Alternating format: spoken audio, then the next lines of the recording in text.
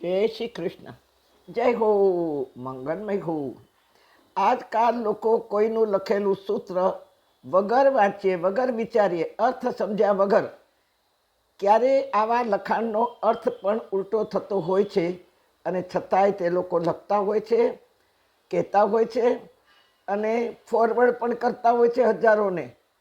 મને 6 વખત મેસેજ આવ્યો અને એ પણ એકનો એક જ.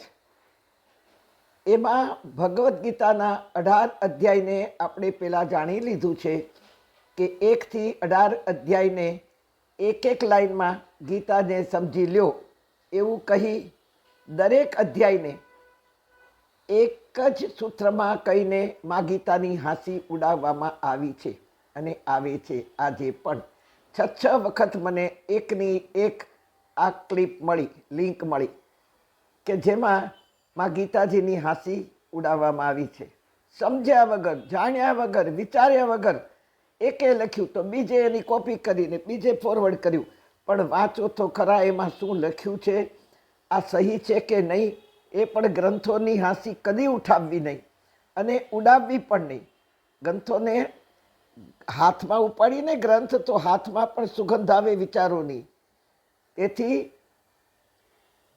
જે શ્લોકોને પૂજ્ય દાદા, પાંડુરંગ દાદા વર્ષો સુધી અમને સમજાવવાનો ભગીરથ પ્રયત્ન કરતા, એક જ શ્લોકને 1 વર્ષ સુધી ચાલતો.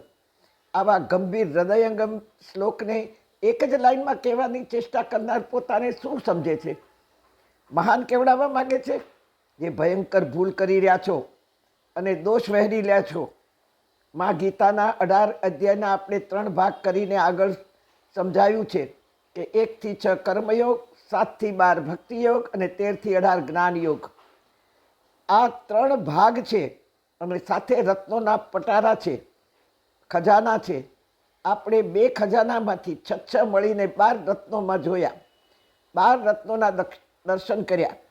હા, હું વાત કરું છું જેણે પણ ગીતાજીના આ 18 અધ્યાયને 2 જ મિનિટમાં સમજાવવાનો પ્રયત્ન કર્યો છે તે ભયંકર ભૂલ નહીં, ગુનો કરે છે ધર્મનો. એની એ વ્યક્તિએ એક પણ અધ્યાયનું અર્થઘટન સાચું કર્યું નથી. મનગણંત વાતો કરી છે. ગીતાજીને સમજવા ભલાનું ગજું નથી. અહીં 2 મિનિટમાં અર્થ વગરની વાતો કરી મહાન ગ્રંથને હળવો કરી દીધો.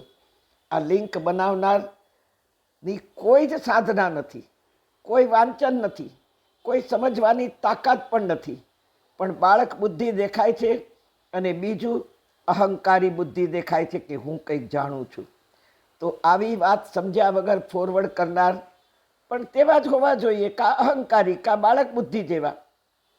જુઓ ને, તમે આમ કરો, તમારે આમ કરવાનું છે, તમે તેમ જ કરજો, તમારે આવું કરવું જ જોઈએ. અરે તમે કહેનારા અમને કોણ? તમે ઉપદેશ આપનારા કોણ છો? તમે નથી ને હું પણ નથી.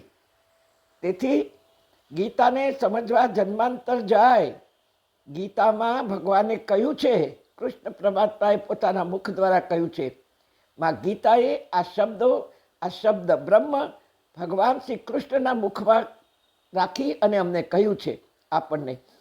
શનૈ શનૈ રૂપરમે બુદ્ધયા ધૃતિ ગૃહિતયા આત્મસૌસ્તમ મનઃ કૃત્વમ.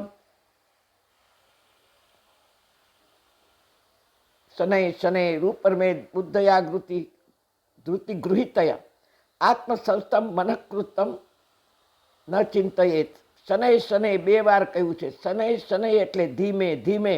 જ્યારે મન નિયંત્રણમાં આવે, કાબુમાં આવે અને એ મન પછી બુદ્ધિ બા પાસે બેસે, એનું કહ્યું માને, બુદ્ધિ અને મનના વિચારો અને એક થાય ત્યારે એ આત્મા પાસે બેસે.